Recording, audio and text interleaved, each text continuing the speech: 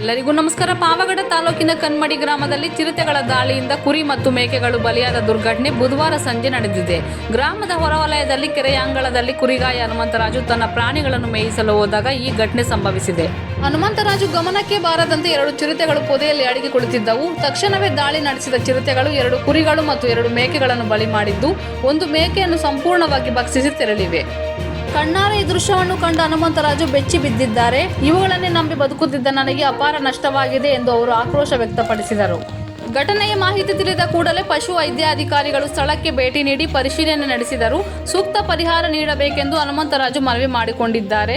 ಮೇವಿನ ಅಭಾವದಿಂದ ಬೆಟ್ಟ ಗುಡ್ಡಗಳ ಕಡೆಗೆ ಜಾನುವಾರುಗಳನ್ನು ಮೇಯಿಸಲು ಕರೆದುಕೊಂಡು ಹೋಗುವ ಕುರಿಗಾಯಿಗಳು ಮತ್ತು ಮೇಕೆ ಕಪಾಳಿಗಳು ಹೆಚ್ಚಿನ ಎಚ್ಚರಿಕೆ ವಹಿಸಬೇಕಾಗಿದೆ.